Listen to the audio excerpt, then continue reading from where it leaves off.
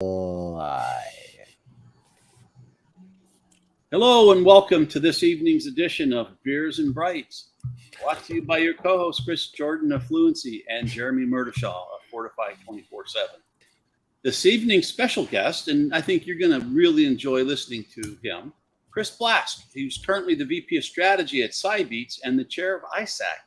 Now, let me tell you what, this guy's got a background that's about a mile long, and you're going to want to listen to some of the different things and stuff that he's experienced. But as you can see, he is on a boat, and we'll have to ask him about that a little bit later in the Key Largo area of Florida, I believe, on his way up to Tampa with the storm rolling in. And with that, let's, as always, start with Chris Jordan. What beer did you bring this evening? I'm very good. Dogfish Head, staying local, kind of local. I know they went national. 90-minute Imperial IPA. It's on the bottom of the IPA spectrum at 9%. Now, I do have a Fear the Movie lines in the fridge, but I decided to hit this one today. Jeremy? All right. Now, if you just could hear Jeremy, that would be good. Once I unmute, you'll be able to hear me. How about now? Yeah, go ahead. So, first beer is, from my favorite brewery, Stone's, the Tangerine Express IPA. It's a hazy at 6.7%. Nice and light, nothing heavy today. And as my backup beer, we've got the Elysian Space Dust IPA, which is another one of my favorite. It's warm outside. Crack one of those open. It tastes real good.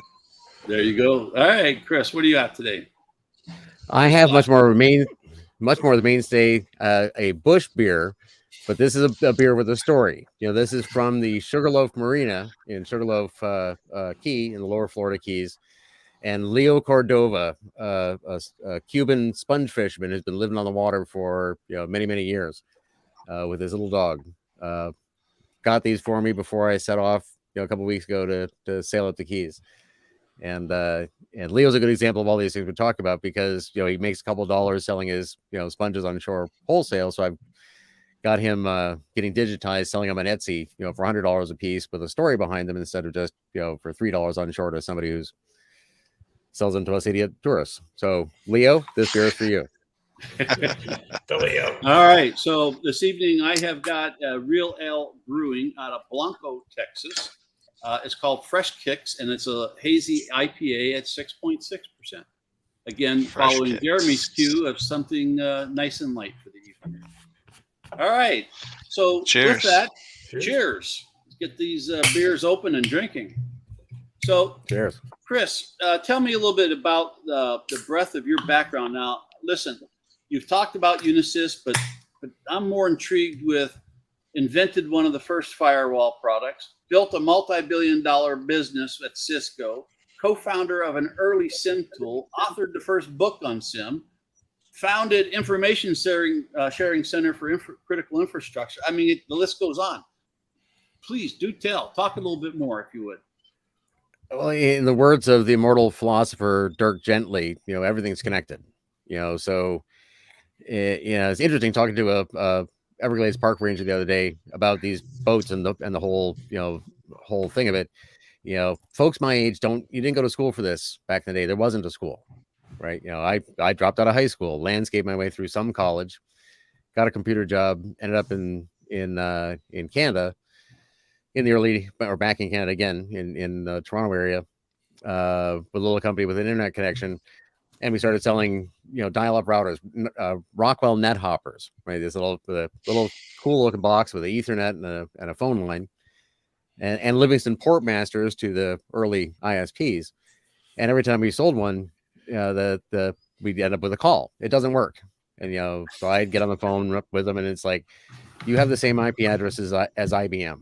Or your email doesn't work because you don't know what SMTP is and you need a mail server, and so it was literally a little this cliche as a napkin in a Chinese restaurant with Paul Hunt and Clyde Stevens, and I just drew a little box. It's like, well, we need to build something that's got a DNS server, a mail server, an FTP server, a Gopher server. Web wasn't really such a thing then, and just looking at it and say, well, it's got to do security, right? So after lunch, found out that it had been done. Firewalls already existed, but it was the everybody on Earth needs one stage, as opposed to 7 computers and a consulting engagement.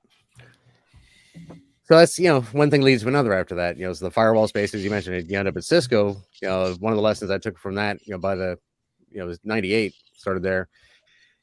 And I'm thinking, already, the firewall market, everybody knows about firewalls. I mean, we've talked this to death, right? There's conferences and everything these days. And I realized, that from the big global corporate scale, someone like Cisco in the late 90s, no one on earth had ever spoken the word firewall, right? A lot of us thought we'd heard it before somewhere, but, that's such a small statistical rounding area that's just lost in the quantum foam. That when you have 7 or 8 billion people, and they all, literally all of them need firewalls or anything, it takes a long time. And right around the time that all the people who've been doing it for 10 years or whatever just assume it's done is the first time anyone on earth has ever said it. So Cisco is just about, getting regular and, building trust with the market, blah, blah, blah, all that stuff, which is true, right? It actually works. But, it was just the era when the world was being paved with firewalls. And with those in place, having the AWACS, so the SIEM, makes some sense out of it. And if you're going to have that, then threat intelligence makes sense because now people can see what's going on and want to share that. So you get, the ISAC threads. In the at this stage, the similarities of everything are really, what amazes me in the supply chain space. It's the last 3 or 4 years. It's like we should have a software bill of materials. It's like, yeah, that's inventory, right? And and then the dBoM thing, kudos to Mehdi Antazari, and I had this crazy idea, which is an attestation infrastructure, which maybe is another piece of it, but it's all the same stuff. Do you know what you have? You know what's doing? Can you see what the hell's going on? Yeah. So there is a pattern to my path, but like most of us out there, it's just a long and windy road. There's no other way to end up here, right? Come to a fork in the road and you go one direction or another. That sounds what it sounds like. So when you were at Cisco, Chris, were you the engineer lead for PICS, or what was your? I was product management, product line manager, so I was to blame, right? It was interesting in so many things. I didn't know what product management was. I'd effectively done it. It was Borderware and some other things before that, but it was, I like the terminology that I learned then, inbound and outbound marketing. People think about marketing as advertising, but inbound marketing is knowing the market so well that you can say, all right, if in 9 months we can do this thing, then things will have moved to the point that, right? So working with, engineering and the customers and the field and so forth to the point where you can guess well enough and predict was really the key thing there. I got in a lot of trouble once. I hadn't heard of sandbagging, but all these processes inside a company like that. And every month we had to go through the forecast with hardware and everybody, and there was when we got to $50 million a month, the number, in the months coming up to that, it kept growing and growing, and I couldn't find a reason to change it very much. And that became contentious. And then we hit it within $1,500 out of 50 million. And I think I almost got fired, right? People go with you. You're sandbagging. You're manipulating this. Like, no, I'm just paying attention. Like, you see, Southeast Asia was going through this little dip right here. See that little bit right there? It's like, yeah. Sometimes it's better to be lucky than good. There you go. So how did you end up at Cybeats? So, in the warm up, you're touch on some of these things, right? It's the pros and cons of everything. The little startups, big companies. So I went to Unisys through some partnership. Fred Cohen and I had a company that Fearless Security, that partnered with Unisys for some strategy stuff, and then I ended up working at Unisys. And I got a big aircraft carrier. And as I said to the folks who hired me and the president and the chairman, right? The reason I like it is that it's an aircraft carrier, and you just can't build those. You just can't. This takes a long time. But to be clear, the reason I really like it, it's an aircraft carrier on fire. And it's got lots of issues. Overshot the runway. But we can put the fires out, which is doable, right? You have an aircraft carrier. And the things, to your first question, so I ended up there for strategy and critical infrastructure and security and stuff. But reorgs and changes and whatnot. We do one engagement in Colombia that one thing leads to another.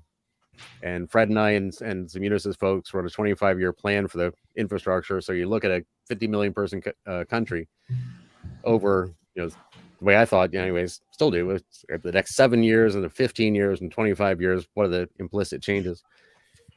And which led to co-authoring a chapter in the current Colombian Navy manual on cybernetics, right? So if you're a shipbuilding country, and you have plans, to get into the upscale into the frigate class, and it's 2022, how does your ability to use cybernetics and all that entails apply to the design, planning, build, launch, and 30-year lifespan of a frigate class hull, right? So it all makes sense when you put it together. But yeah. Yep. Now I have just a little bit of background. I had spent time in the Navy on a frigate, FF 1066 Marvin Shields, which has since been mothballed and then sold off to Mexico, where it's now renamed in active duty. Good. It's always good to see it kept going on. All right, Mr. Jordan, what do you got going? Oh no, you know what? So Chris, given the fact that you've been doing this for such a long time, and you went from a time where when security was done, I mean, just think about the early days of like DEF CON and the BBSs, where it was more hard work of learning, right? Versus everything was already documented for you, like the CISSP. So, I mean, so two questions I really have. I mean, let's just be honest. So the first one is like, what do you see as new? Like, what do you see as really truly new? You say this is creative, this is new, versus somebody thinking it's new and it's just a repeat. So take it as two different questions. You can start either one. Which is the big repeat? I've seen it before. You're just calling it something new, or this is absolutely new and you just don't understand it's new. Acceptable answers include cloud. Oh, you mean like service bureaus from the 60s? Yeah, Bell Canada was maybe one of the first good borderware resellers. And as it is with those days, it was one person at Bell. Where start selling firewalls and these customers can't manage them. And remember one day talking, and it's like, we're Bell, we could just manage them for them. Which is did Bell have MSPs and cloud and the whole thing? It's like sorry. Did they have Cheswick and Belvin? Were they at AT&T or Bell or both? I mean, was it the same damn thing back in 94? This is Bell Canada. This is okay. And it was after those days. This is at 92, 3, 4 probably kind of thing.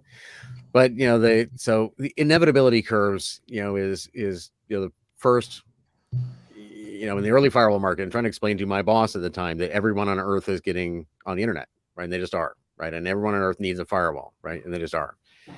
And you can get lost in the details and why that can't happen. But if you step back enough and say, all right, if that's not true, then in say 100 years, 1,000 years, 10,000 years, what are the things we can't have? And if that's not acceptable, then then that curve is inevitable, right? And when it's within our lifetimes and within 5, 10, 15, 20 years, the things we can care about and do things about, then that's what we do for fun and profit. And the new thing, so we have to remember where we are in cybersecurity at all, right? No one has really retired. Right, Fred Cohen's still out there, and Cheswick and so forth, and the rest of us, and I'm the young guy of the old guys. I always have been, but this is not, this is not agriculture. This is not irrigation. This isn't something we've been doing for 6,000 years. This is something we've been doing for 60 if you squint really hard. And so it's not all written down in the CISSP. A set of things that we know amongst us, that have managed to get through process to get codified, are written down. But writ large, we're a medium maturity for an industry and a practice. And so the things that SBOMs and threat intelligence, supply chain security and threat intelligence, these are the same sort of things. Information sharing, the same issues all over again. I can't actually share threat intelligence, my SBOMs, without giving away all my IP to all my competitors and the hackers. Same set of questions, same set of conversations. What's really new is at this, I think we are somewhere around the middle of the main curve in developing what cybersecurity is. So we're reaching, complexity and sophistication, right? It's not, a lot of we're breaking through. It's not an infinite number of tropes, right? Air gap. No, my ICS is safe. It's air gapped. Oh, no, it's not. Well, my safety system is definitely air gapped, Triton. Excuse me. But no, it's not. And at a certain point, we get past all those and say, all right, we're all grown up now and we can start dealing with things pragmatically. And no, we're not going to build a separate entire internet for critical infrastructure. That's not how any of this works, right? What we're going to do is get to the point where we get repeatability and predictability and things in the same way you do with the complex critical infrastructure systems that existed before the computers. That, yes, sometimes blow up and kill people, right? But not enough to be unmanageable. So now we're getting into the sophistication where, you shouldn't. Cognitive security is still I think it's the last bastion. It interestingly brackets the good times virus, that didn't exist. It was an email in the old Usenet days, early 90s, that said, oh my God, there's a virus called good times virus. It arrives by email and it wipes out your hard drive. Tell all your friends not to open emails called good times. Followed by people saying, reply all. There's no such thing. Reply all. I always like the Polish virus, which was, please just send this to 1,000 other friends. Well, right, it's the same thing. And in those days, I'm a young guy, post high school dropout, with all these, on this Usenet thing, and everybody's talking about it's a scam. Shut up, stop. Literally brought the internet down. People just telling people to shut up, right? And I raised my little hand and said, I think it is a virus. It comes in through your eye, executes in your brain, makes your fingers do things like reply all. So it really is the same. And of course, at the time, I didn't know Fred Cohen, and now, of course, knowing it so well, it was one of the first things I can say, was that actually a virus? Yes, that's a virus. It's like, that's how this works. So now we have cognitive security, disinformation, influence campaign operations, well-funded things that function because we have no maturity whatsoever in dealing with that. But we will. And we'll find out that it looks a lot like other cybersecurity things we've done in the past. How do we have information that's actionable enough that we can use? We do it every day. With threat intelligence, we're learning how to do it with, software inventory with stuff, with SBOMs. We'll learn to do it with human communications in the same way. Because if I can convince your power systems operators sitting there inside the control center that the city is actually on fire, they'll press buttons manually. So we need to apply those same processes to just run our stuff.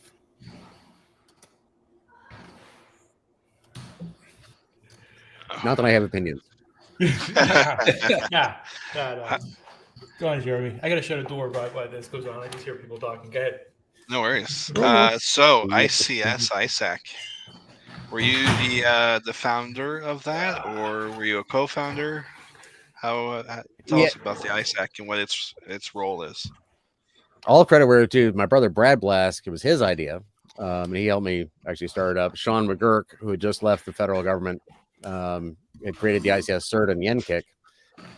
And he was, he piled on board as well. Deb Windle, but yeah, it was an interesting time, right? So at that point, it was fascinating because we just gathered a lot of the former federal people and so forth, who built all the things just last week talking about this and where are we over time, right? That in 1998, there was a presidential directive that said there shall be an information sharing and analysis center, singular. And what does the private sector do? Creates 8. And they're by sector, right? Okay, and they have a certain form. They start from initial conversations and just build from there. But it's like, well, the vendors, have a monetary bias. They can't actually be involved in this. We'll just have just the banks, and we'll call it the financial sector ISAC, and we'll have just the power companies, and we'll call it the energy ISAC, and so forth. I was part of the telecom ISAC out of DoD CERT. So. Right. As usual, in my Forrest Gumpian way, I thought, oh, okay, information sharing centers. There's going to be thousands of these things. Have to be.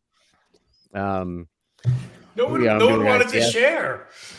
I'm doing ICS. I'm part one of those. And they contact Sean, and he's like, absolutely. And you're like, oh, that's a good validation point. And at that point, the sector coordinating councils and that whole system, the National Infrastructure Protection Plan, are in developing out of that initial ISAC, sector-based ISAC thing. and you get artifacts of that.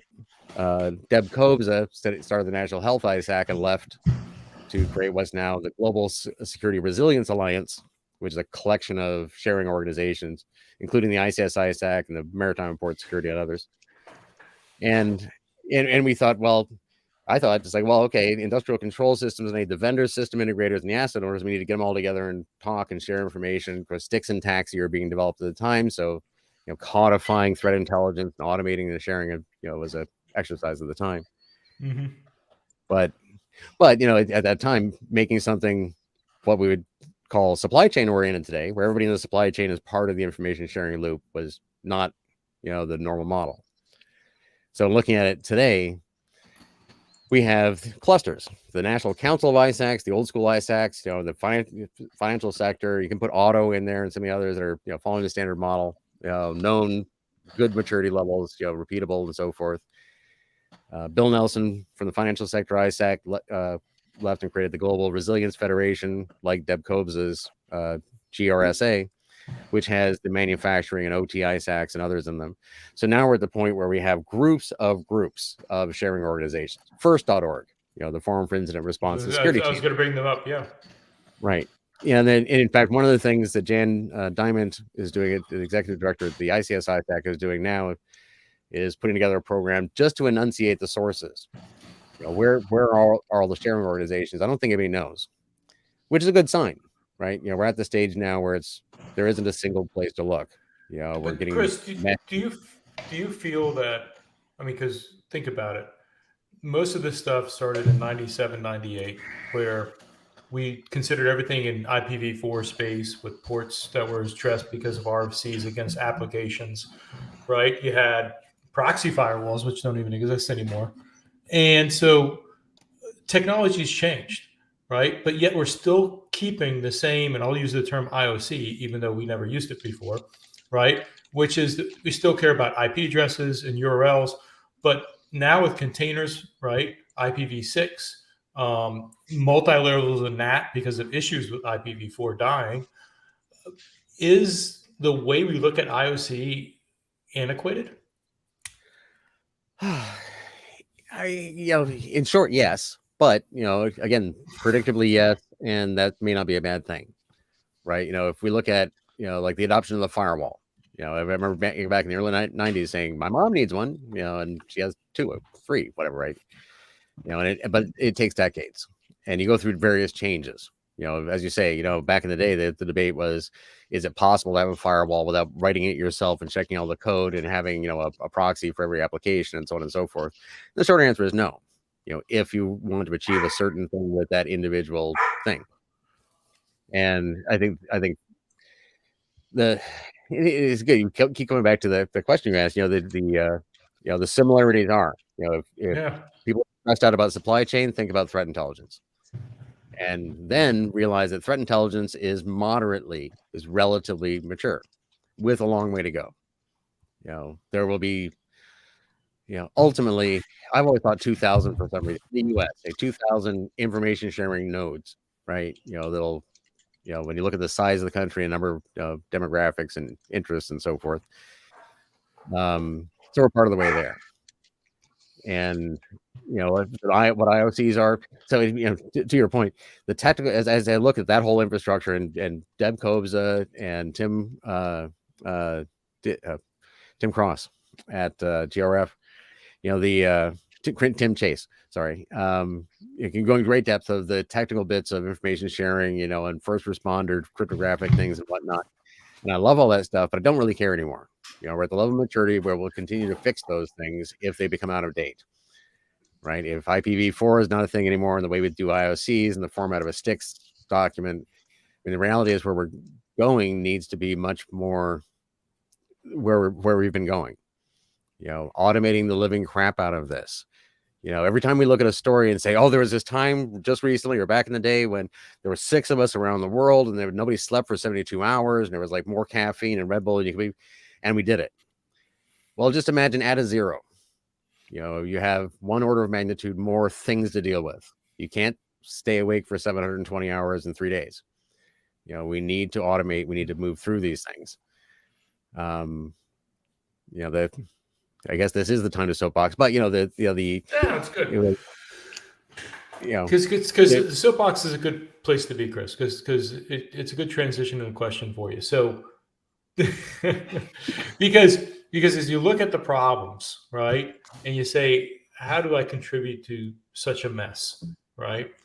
And now you're moving forward, right? You're sitting in a boat right now, and the way we look at computers is different than the way we did back in the 90s. In the 90s, we look at it as, oh my gosh, attrition.org. Somebody compromised another website. Really, the ROI is protecting your image, right? But now we understand it's money, right? Because money's now attached to it, right? Systems are in it. Planes are now attached to it. Gasoline's now attached to it. And so the question of the power that you have as a security person changes from being one of saying, I'm securing this, to one that's more social, right? In other words, green technology. How do I support? In other words, how does security's role impact the changes of culture, right? I mean, if you look at it right now, you talk about supply chain and that kind of stuff. I mean, do you get involved in that kind of movement right now? Are you get involved in privacy? Where do you see a social aspect to it, or are you still caught in the technology? Oh no, it's all sociology and policy and so on and so forth, right? And the technology supports all of that, right? And these boats is an analogy. I've been looking at the keys as a place where this crux in marine technology creates opportunities, and they'll go a certain way. And one of the things you hear is like, they won't allow that. Okay, they specifically who? Yeah, who's today? There's U.S. Coast Guard, the Florida Fish and Wildlife Commission. There's county. There's there's the Everglades Park Rangers, and I wrote a little thing on Facebook, then modified it for LinkedIn a week or two ago about bubble markers. When you sail the Keys, I can tell you this: the markers that are officially there, that have policy and enforcement around them, are the minority. Most of the markers are bubble markers. Yeah. Well, so somebody's just dropping in a channel marker. There's a red and a green and a purple. I mean, are they adding new colors, or what are they doing? No, they're white pipes, using plastic these days, metal pipe stuck into the seafloor that marks some channel or some obstruction that the good old boys running around don't want to hit themselves or have to pull some dumbass tourist off again, right? And that's the majority of them. And in my little thing I wrote, think about this, is like, this is the way it is. The majority of the rules and regulations and laws and policies and so forth are in people's heads. They're in chalk marks on the sidewalk, right? That's always been the way it is. Right. And it was either Coleridge or Isaac Newton who read every word in their language. Was the last person who did, depending on which apocryphal story you believe, but it's true enough. It was possible about that time and hasn't been since. And I think the defining characteristic of this time is that none of us here, if arguably at the top of our game, can pick an individual part of cybersecurity and just keep up with the leading edge as it develops every day. Can't be done. Too much information. So we either, all become extinct tomorrow because we can't figure it out, or we, do what we usually do and level up. And I think that's so the social side of thing is where we have this strength. We're used to dealing with human beings more than computers, and we've been doing it for arguably 500,000 years. And the social dynamics of with Protego, my first Silicon Valley VC pitch ever, which didn't work, but got to the end of the pitch, and this one investor leaned forward and said, "That $1 billion Cisco thing, how'd you do that?" Right? And I said, "Well, we made commitments to the market and built trust to the market, took opportunities, to take blame and so on and so forth, and really build trust and have an economic model. You'll save money, be more profitable and competitive by selling our stuff, and build a team that would die for each other." And they leaned forward and said, "No, really, you can tell me what's the trick." Like, no, that's you actually, if I can shorten my sales cycle and have better employee retention and so forth by being a decent person, then that might just be good business.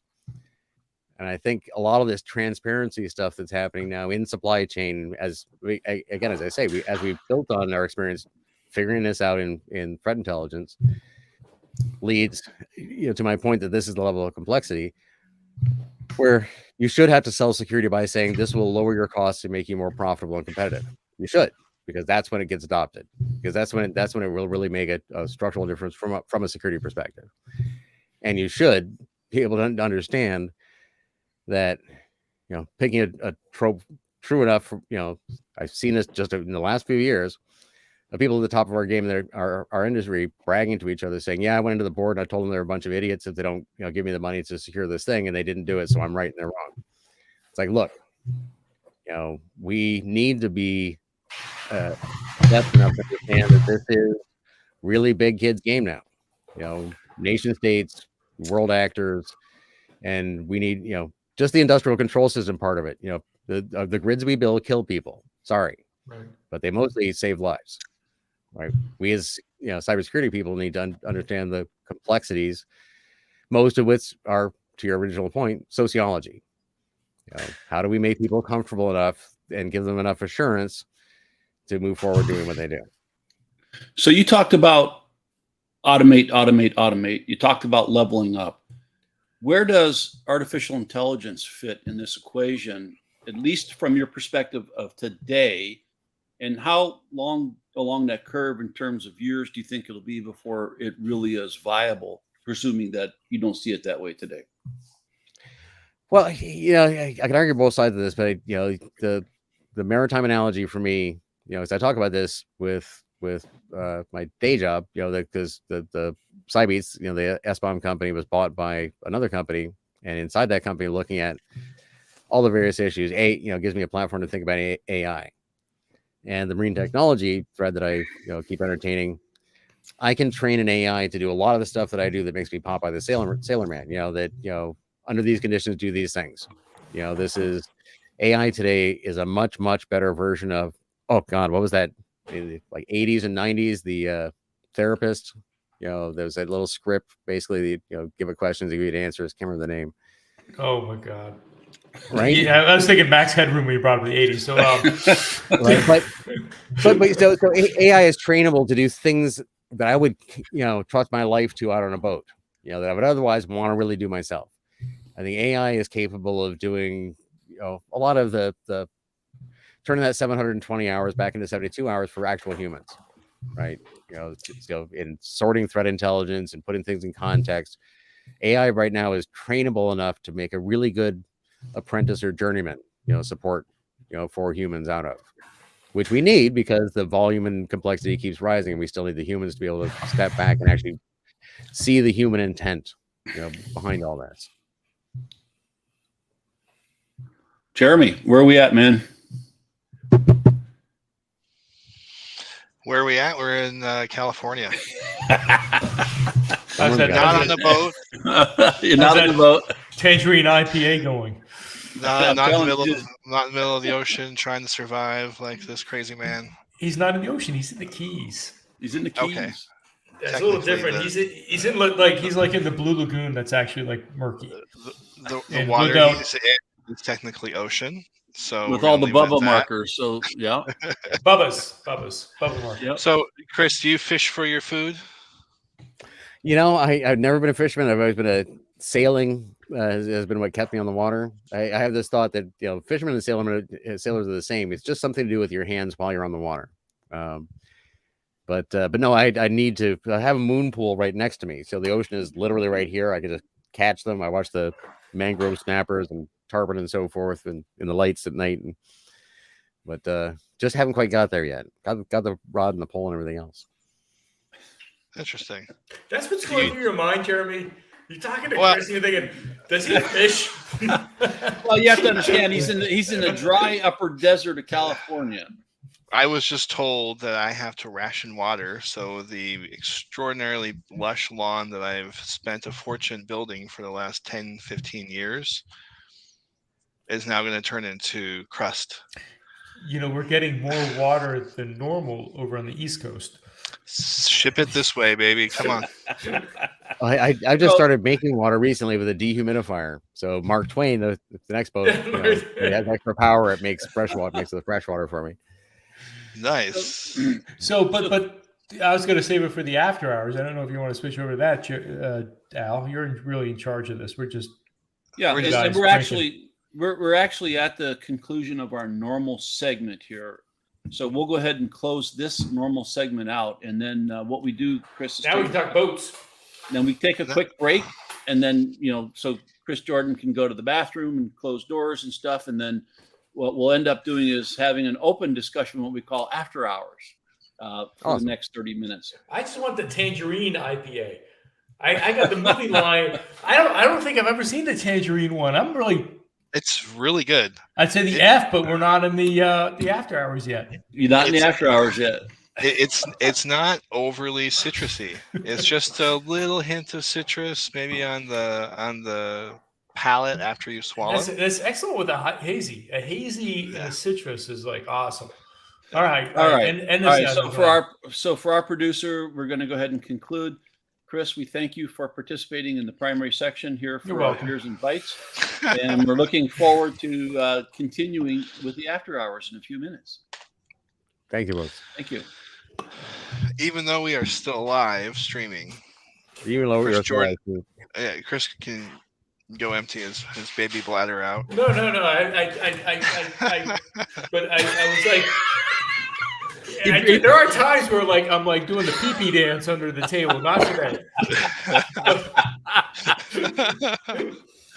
No. Go on. All right. Well then, if you're ready, just gonna jump right in. What's the craziest weather phenomenon you've experienced while in your current living scenario, Chris? So I had to go, recent. So I've.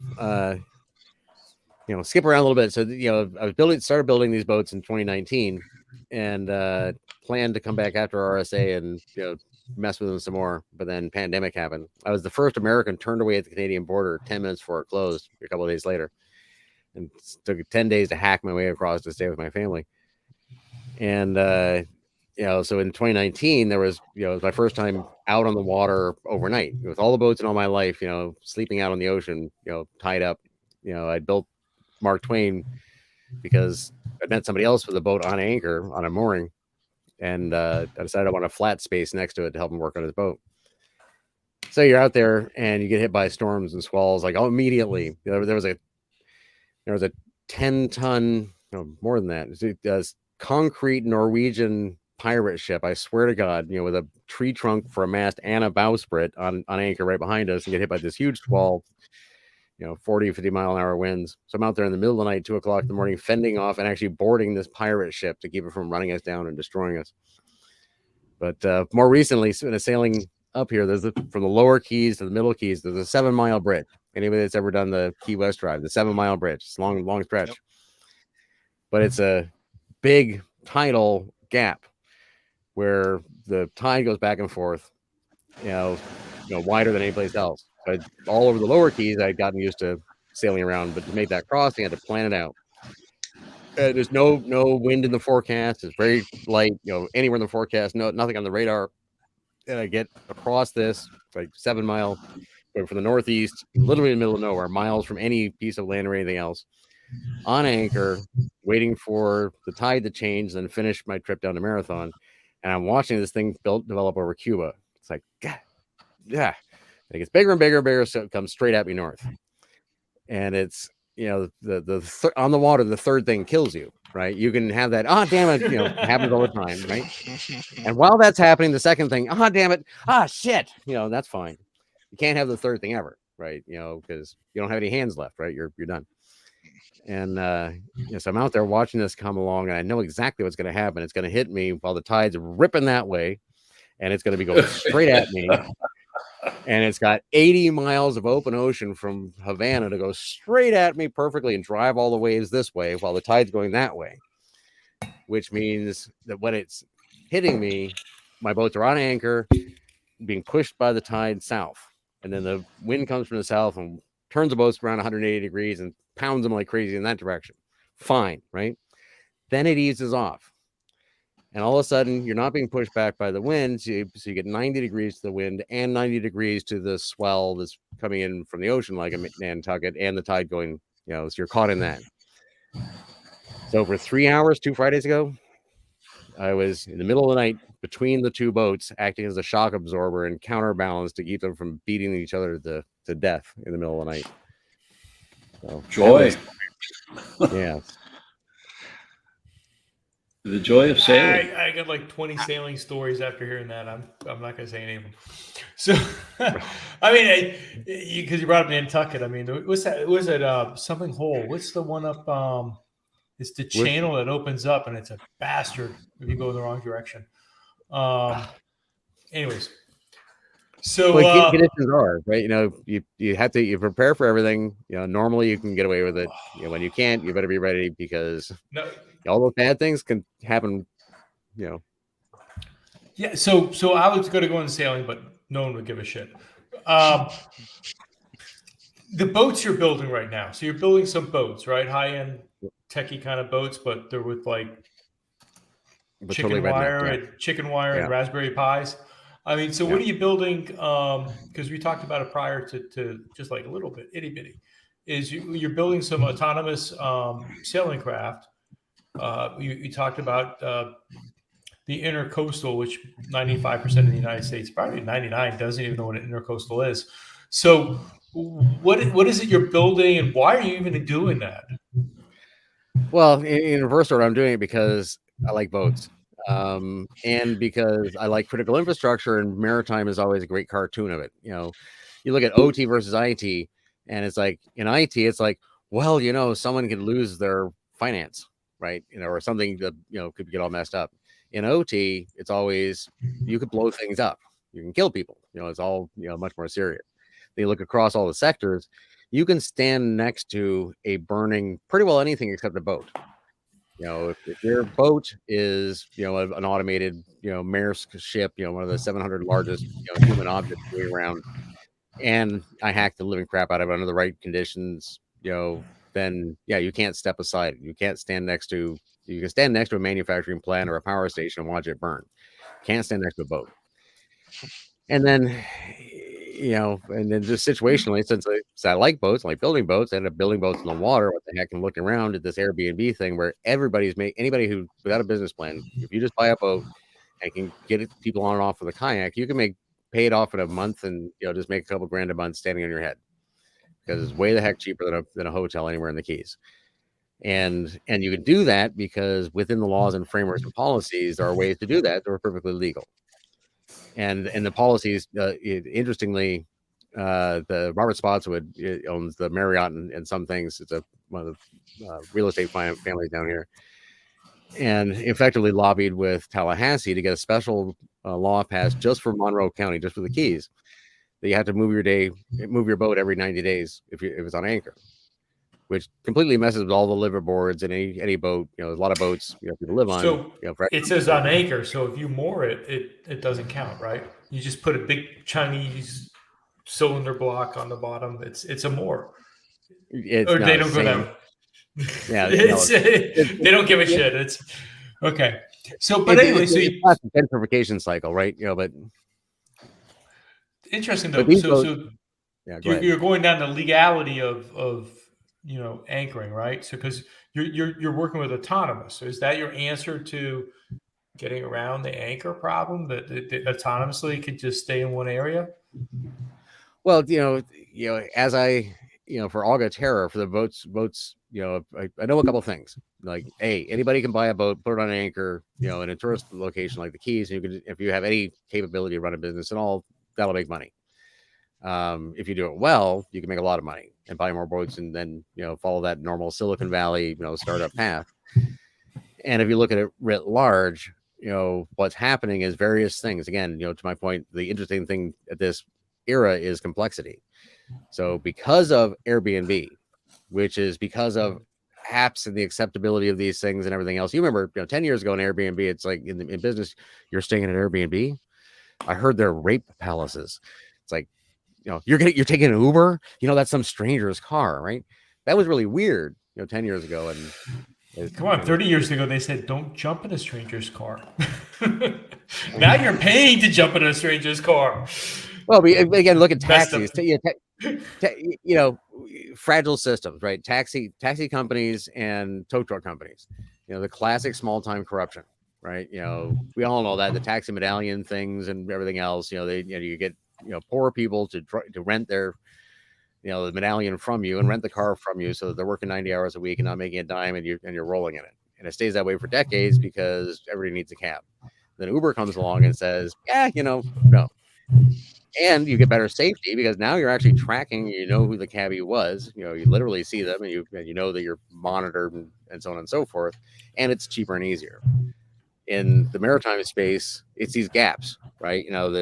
I have sat the last couple of months, doing the shakedowns and sailing these boats out in the backcountry in the lower keys, 300 square miles, where after a stunning sunrise, you'll see a couple little dots spend a long time plowing through the water to bring a handful of tourists out of the backcountry, where they spend a couple hours, then toddle off back to the shore again, and leave me with 300 square miles of dolphins and all night long in the sky, right? Just unbelievable.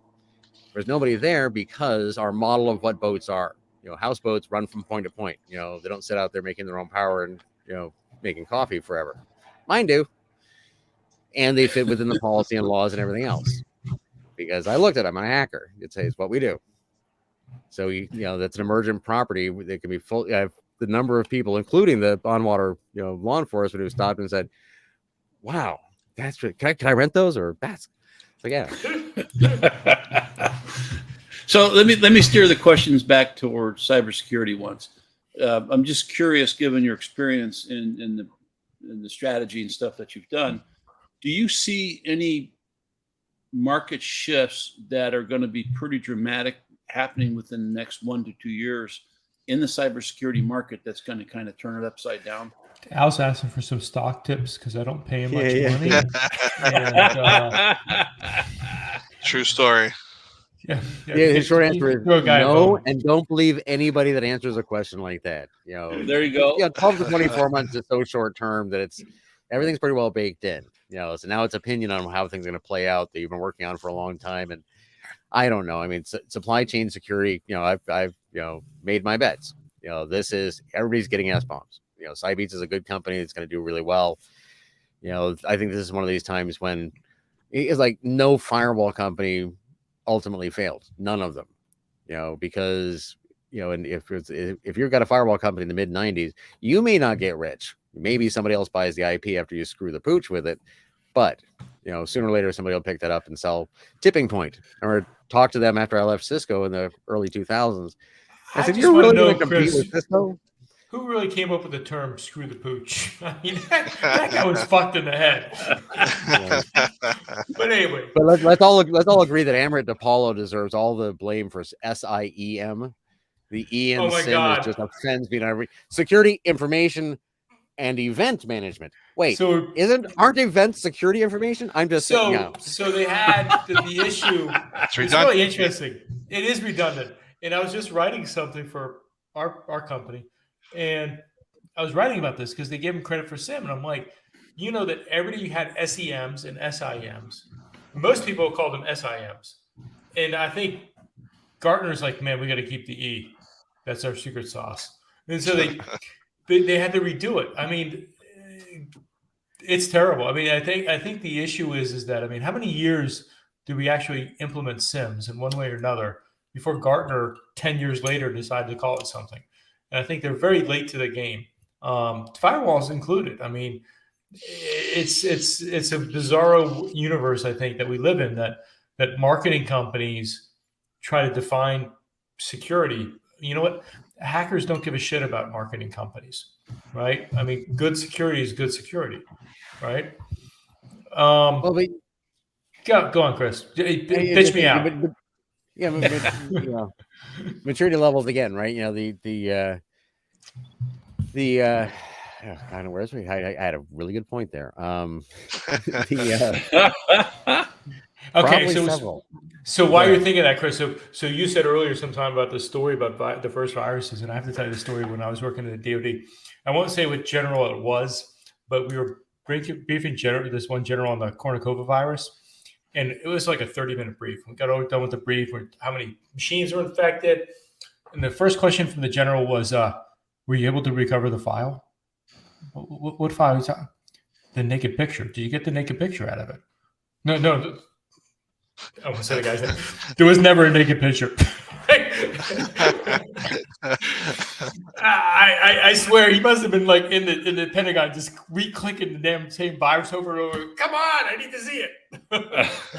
Well, I recovered my, I pulled up a backup. So the whole, I got really that was a Protego, in Lofty Perch years for me, when it was, security information management. I was, I'd get very religious about it. It's like, look, we're managing the information about security. When you put an E in there, you're saying it's the automotive and carburetor industry, right? You're not going to get fuel injection. You'll never get electric cars because you've named a part of it in the name, right? It's the way we think, the words we use, change the way we think. And, but again, to the fact of, looking back, back in 2000, it was audacious to say you should have some idea what's going on your network. Some idea, maybe pay attention to it, just, and then, with what got me, after that, that's why I started Lofty Perch, was looking at it and saying, all right, in critical infrastructure, no one can tell what's going on. All my friends, are doing these amazing, hacker, demonstrations on stages about that time, saying, look, I got this piece of plywood, I got, put a PLC on it, I got a water tank, and it's a real industrial control system. I'm going to plug my laptop into it. I'm going to add a new device to this network that never, ever has a new device, never. And then I'm going to create gazillions of packets. I'm going to spam this network that has not done a new thing in 3 years. It has not had a single new packet, a single new port ever in its life. And I'm going to do all this, and I'm going to find that thing, and I'm going to hack it. And I'm thinking that can't last, because just any sort of monitoring detects all of that, so it, maturity level, right? Spit it out. Maturity level. I mean, yeah, we had to choke on bad enough on the bad beer of SIEM at the time because we weren't grown up enough to drink IPA. Oh my God, let's just be honest about it. So the players that came in the SIEM industry were like HP OpenView, and what they wanted to do is take HP OpenView and show you where the alarms are. And so what happened was, oh my God, it was terrible. So Netcool, Nerve Center, that was CA's version. All they did was every node would turn red because the sheer volume of alarms. I mean, they were so used to the alert. I mean, listen, when a CPU says 102 degrees Celsius, it's pretty honest, right? When an alert goes off and says, I see Log4j, no, it's guessing, right? I mean, the difference between security, like, so you were talking about, like, you didn't talk about it. I in my head talked about it, was Dorothy Denning and IPSs and IDSs in those days. And the fact that it was the categorization of concepts, not actual reality, right? And somehow a marketing guy said, nah, there's accuracy in here. And we really, I have to tell you, the worst thing in the world is it's like that. What's that stupid book, The Hitchhiker's Guide to the Galaxy, Ship B? All the marketing people, if we could just get rid of them, we could actually have security. If we could just take them out to leave this planet, we can have a conversation. All right, I want to hear Chris's thoughts on this now. Yeah, Chris, not me, Chris. You. Let's go back to what I said earlier about inbound and outbound marketing, right? So you can't have, you can't have nice things unless you have a good understanding of the market, right? And honestly, as a but real when engineer, you say that, I'm interrupting only because I want you to define the difference. Doctor. Is it the market by which marketing people believe is reality, or the market by which is actually being sold? Well, I mean, you know what I'm saying? Terms are important, right? When we say marketing, we mean advertising. That's one thing. When we say marketing, and we mean market analytics, right? And I think that product management needs to be both of them. You need to be able to look at the market and say, I have a good idea of how this stuff is built, and I know folks who actually build it, and I'm willing to bet personally that in 9 months and 18 months, if we do X, Y will happen. That's good marketing, right?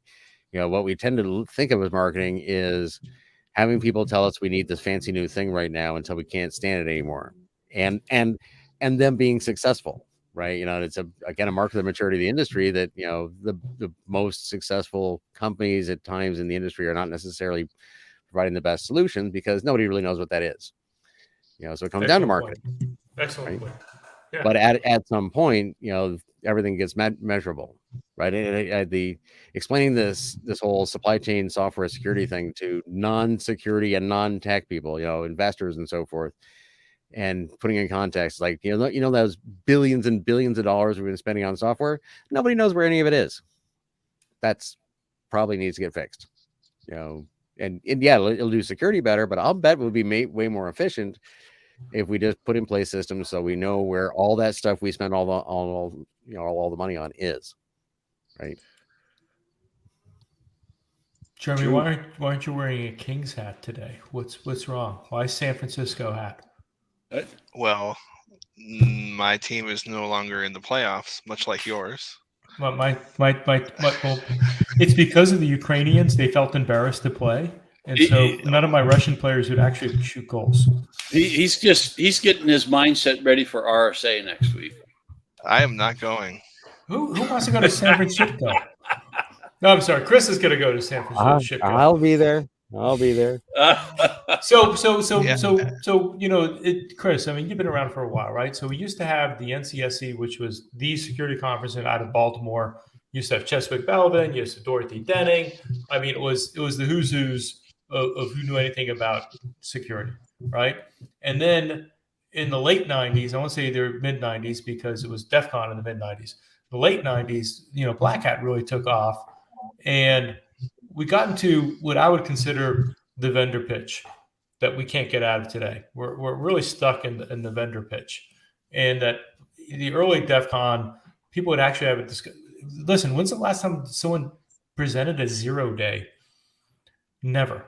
The last one I can remember is when the guy went out and talked about the Cisco vulnerability in the routers and basically had to say, "Oh, I just quit, and by the way, I'm showing you my 0 day for the Cisco." So, I mean, that. What about that part, Chris? I mean, you've gone through a lot. I mean, we had the DoD-led security, and then the transition to the hacker security, now to the what I would call the vendor of the CISSP security. Well, first of all, what's your favorite brand? And you got to pick one. You can't say none of them. And then what's your favorite brand of security? And I mean, do you think it's ever going to come back, or is it already here? Do you like the vendor one because you get really good food and they take you to like the wine places and stuff? I mean, you know, it's like gentrification. So in 1981, I went, you know, up north in Ontario for the first time, and I found all these lakes with people, you know, regular people have cottages on the waterfront, and there's nothing. Oh, Red Lake is gorgeous up there. Yeah. And I'm saying to all the friends I'm meeting up there, so, oh my God, right? My grandparents had a cottage on a lake in Wisconsin. I mean, 5 rows back from the lake with a spot on a shared dock for the boat, and that was amazing. All you people have nothing but waterfront. Wow, over the decades, this is going to get really valuable. And everybody's like, no, everybody gets one. It's fine. So yeah, and then around the 2000s, when we bought the old lodge up there, and I ended up on the Lake Association, having these arguments with the Lake Association who want to make sure nobody hears about the lake. It's like, well, you know, it's, you know, these properties are now $1 million properties and people are going to buy them. We carved off an acre and somebody put a $700,000 log, you know, kit home on it, which is very nice. The world moves on. Gentrification happens. Yeah. Or it turns out the lake sucks, right? And it turns out security is a real thing. Right. And everyone on earth is going to get involved. So no, we can't go back to the days when only 100 people in the world knew about it. And we had, you know, those sort of things. So the lake called the Lake of Security, does it suck? Or is it the one everybody wants a condo on? Well, both. I'm going with this analogy, Chris. No, it's a great analogy, right? Because, you know, the U.S. has 75,000 miles of inland waterways. You know, that's just, you know, fresh. And that's not all the fresh water. Nobody wants that because you like boats, sandy beaches. Those sandy beaches. You know, you can get as snotty yachty as you want, or sandy beachy, or swampy, you know, airboaty as you want, and there's lots of options. And security now is like that. It's not that there's this one conference. There's B-sides. If you want my vote for things, people go to a B-sides, organize a B-sides, start a B-sides, talk to somebody else, who's that's teach something. Al. Listen Agreed. to him. Wild West Hackin' Fest. They got Right. 2 of them now. Don't ask me how it's a Wild West Hackin' Fest in San Diego, but there is one. Yeah. Hey, B-sides are great. It's in the community, but plug to folks like Derek Harp, right? The CS2 AI, was started by meetups with folks like us, plus actual people operating the plants out there who never get to talk to a top cybersecurity person. Be engaged with not just talking to each other and talking to the best folks. We need literally hundreds of millions of people, to move forward in their knowledge. So it's not that there is. It's again, the nice thing is that if we started, we're involved in some hobby and that was really truly going to be the next big thing, and it wasn't, we all be sitting here going, it was nice when we had conferences. Remember the conferences? So you're not a GAIAC SANS guy. You're not a DEF CON RSA, even though you're going to RSA. You're a B-sides guy. You like the B-sides. I love B-sides. I love them all. Cyber Senate, Cyber Senate, it's always been great. James. ShmooCon. We got ShmooCon. Is DerbyCon dead? I mean, I heard DerbyCon is dead now. I mean, yeah, I would say it's regrettable, but I really haven't gone to a lot of the cool kids conferences over the years. Right? I'm just like you. I lie and I tell people I went to Hope. No, I never went to Hope. I'm just good at lying. They go where the customers are who need help understanding and buying things, or where the competitors are, where I can see what they're doing, Al's confused. He's like, I'm done. I've got cows to play with. No. But we are approaching the top of the hour with the after hour session. But so, any final questions, Jeremy? Well, let's see. Have you ever been in the water and been in the presence of a shark, or attacked by a shark while you're doing your boat stuff? Well, so I am a pirate by international law. Early in the pandemic, there was one of these, we're all going to get together as colleagues, at work, happy hour things that sometimes didn't work that well. But in this one, they're going around the horn, so you had to come up with 3 stories, 2 are true and 1's a lie, and you had to guess, right? So I think mine were I'm a pirate by international law. I once directed traffic in a blizzard in the French Alps, and something else, which I can't remember which, but it was something else stupid. But it turns out, I've had the weird enough life that both those are true. I was followed just the other day. Sam Clemens has a number of electric motors, and all azopods, trolling motors, right?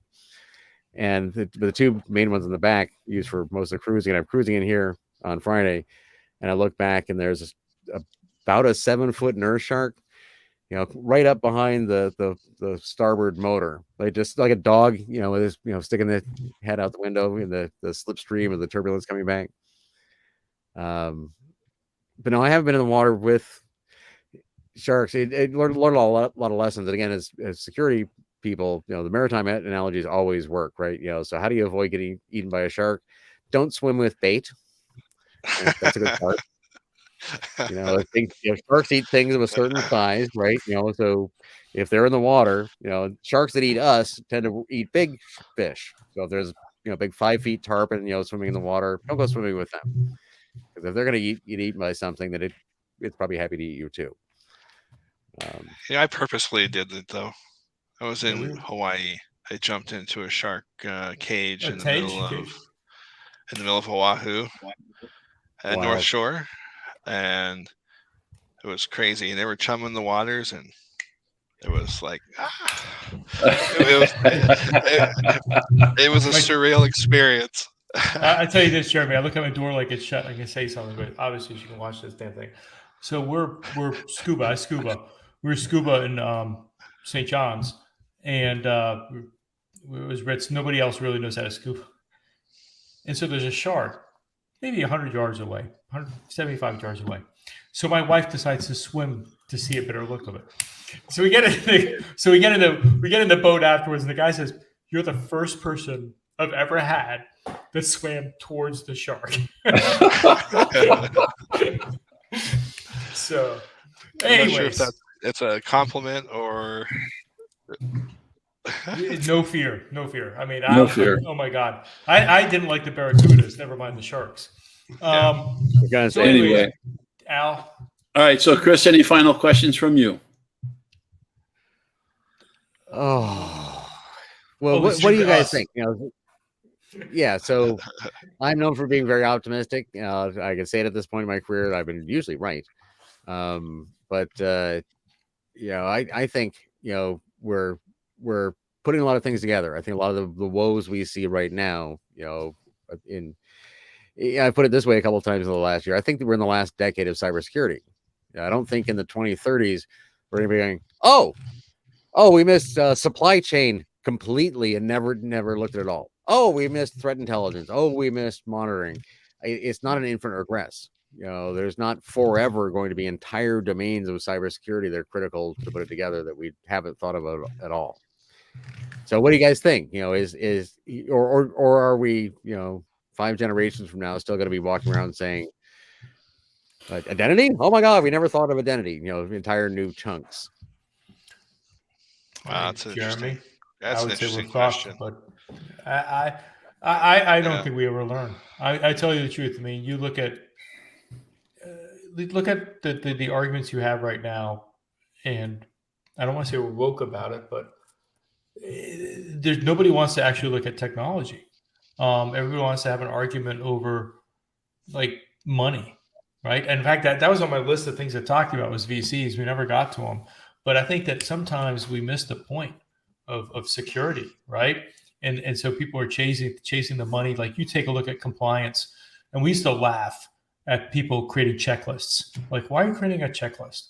Right? You're not securing your network. You're just going down saying these are the major problems, not all the problems. And I think that we are in such a situation where we're churning people out of universities that are all the same, and that's a mistake because conflict is about covering everything, not making efficiency is the enemy.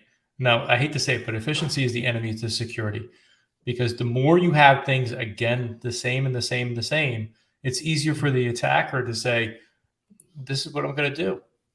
If all you exchange are IP addresses, I'll create a fast flux, right? If all you ever do, if you all have Windows, I just have to write Windows vulnerabilities.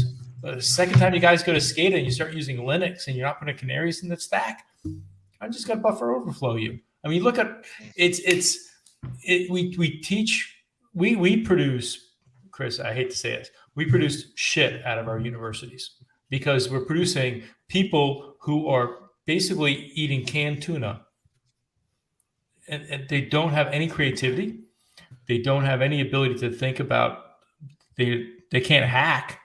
God damn it, they can't hack. Imagine what you had to do. See, this is what I think is lost, Chris, and I'm on my soapbox right now. Is when the universe, when you were starting out, it praised you for not having to be going through a processor to think like everybody else. You had to think out of the box. You had to say, what is my adversary going to do? What am I going to secure? How do they going to think? And right now, all we produce over and over again is CSSP drones, people who live off the Gartner hype chart, and nobody actually thinks about the fact that a hacker doesn't give a shit. I don't really care what you're doing for your security. I really don't. I'm going to go after what you're not doing. And that's the problem. We produce... Sorry, Jeremy. You have to run an MSSP. You can tell me what your issue is. Hire somebody who's good. Finding the people is my challenge, right? As always, it's but why? It's too Why is it expensive so to hard? buy. Because it's too expensive to buy them now. See, right? Everybody what's wants expensive? $400,000, $500,000, $600,000 because they have a CISSP or a CISM. See, and Chris, they have some Chris, experience. you're in Jeremy Chris's bitch session now. This is what we do on the phone. We bitch about this shit because the reality is, but Jeremy, I'm going to interrupt because I like to interrupt. I do this to Al all the time. He can't stand it. Listen, here's the problem. Where's the mute button for him? The people Right? they want money. They want money and they don't want to work for it, right? Yes. And to tell you the truth, there's somebody out there who actually loves this shit. Who when their day is over, they're watching YouTube videos about how to do shit that you don't know what to do, and they're gonna wake up the next morning and they're gonna pwn your ass. You know, and that's the crazy part. I mean, that's what I'm thinking, Jeremy. I just think it's when you have people bitching about how much money they're gonna make and how much time they're gonna have off, they don't give a crap about their job. And you know what? The guy on the other keyboard cares. So I get to moderate now because this is my question. Right? So, Chris, if I get you right, it's get off my lawn, kids these days. I tell you. So Jeremy, Whippersnappers. Are we at the are we forever going to find entirely new fields to plow or not? Yeah. So as long as we as business and industry continue to create new verticals, there will be continue to create new areas for cybersecurity. As business evolves, cybersecurity needs to evolve with the speed of business. Whether it's today, it's computer networks and cloud networks and things like that. Tomorrow, it's cars. Maybe it's spaceships, right? And, we're going to be working with Spock and securing the enterprise at some point, right? That's the future. So cybersecurity is a never-ending tale. It's never going to stop. It's going to just consistently evolve, and it has to evolve with the technology because I would agree. Hold on, humans invent technology, therefore it's going to be fallible. There's going to be flaws. Humans are flawed people or creatures, so the stuff that we create is going to be flawed. So there's going to be someone who's going to try to exploit that flaw, and there's going to be the defenders who try to prevent the exploit. So it's never going away. Yep. So let me try if I can build this. This might be finally getting this done. So building on get off my lawn from Chris. Jeremy.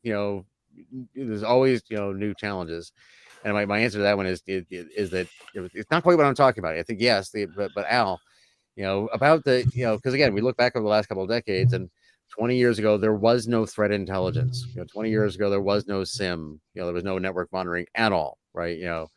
5 years ago and today, as it turns out, there is no supply chain security, no idea of inventory and content. Do you think we're going to continue to find entirely new domains of like we're plumbers, but we never heard of an elbow joint, forever? I think that will happen. I think that's going to happen, Chris, but it's just because of evolution of how we change life to what we think makes us easier and better, right, and more comfortable. Now, if I'm lucky to be alive by the end of 2030, right? As no chance in hell. No. By the into the 2040s, my prediction is that we're going to see a confluence of AI with quantum computing that's going to be an absolute game changer. Now, there will be the naysayers that say quantum computing, that's not. I was going to go to AI, but okay, quantum. But the fact is that if you stay current with a lot of the research, they are making inroads, and I think by the end of 2030s, quantum computing will make an impact against what we know of cybersecurity today. So, Chris, you can do it. All the algorithms we have to secure data will be broken, so they'll have to create new stuff for sure. Right. So I think to answer the question, Chris, I believe there will always be cybersecurity. People are people. To Jeremy's point, they're good people, they're bad people, and there will always be, just like the cat and mouse game with police and their radar to catch you speating. Right. I just don't want the fun to stop. The funny thing is, right? I agree with all of you what you're saying, except maybe perhaps the get off the lawn part. But you never know. I'm old enough to shotgun on the porch myself. But I find it, and this is my failing. I've been trying to ask this question over and over again, and never really can get into it, right? Because I'm not saying that we're not going to have conflict and so forth. Yes, but I swear to God, we in my career and all of our careers, we keep walking along, going. I mean, from the early, hey, you have a firewall, I'm done with security. Now, real security people knew that wasn't the case in the first place, but but we keep coming up with and I've been there at the beginning of enough of them. Network monitoring, security management. Last war story tonight. The PIX firewall management manager between 98 and 2002. If you touched it, you would have found out it did nothing. I mean, like literally nothing, because I wouldn't let an engineer spend any time on it at all, because nobody was managing firewalls in 98. Not you bought it, you configured it, you deployed it, you never looked at it again. And nobody on earth knew. And we sold billions of dollars worth of that product, and nobody noticed that the management thing had no functions, because we just weren't there yet, because nobody was managing security.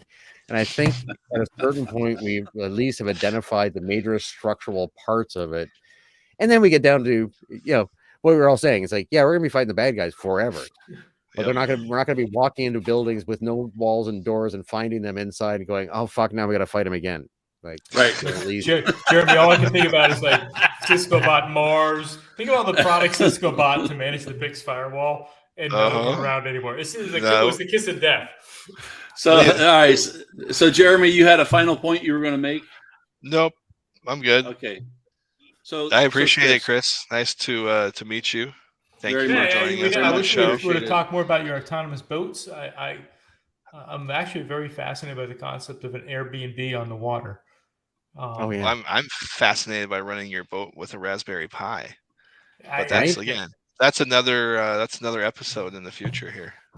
Well, it may not happen, but I'm hoping for next S4 we'll be able to do a sync this boat, thing. We'll put together a boat, and if you can hack it appropriately, you can sync the fucking. And I'll stand on it while you're there doing you it. go. Just do a DEF CON village. We'll have DT do There a you DEF go. CON village for Sync My Boat. It's not like Cheerios in a toilet where you pee on them. You know what I mean? No more hacking the Tesla. That's boring now. Yeah, fuck that. All right, Chris. Listen, thank you again so much. Be safe on the water as you head up towards the north. Watch out for those real pirates, the ones with the. Yeah, all that good stuff. No worries. And hopefully you'll find a lot of fun in Tampa as well. All right. Thank you so care. much. Very well. Thank you so much. All right. Bye-bye. All right, we ending this thing now. So we are. So I am simply going to leave studio, and I presume it's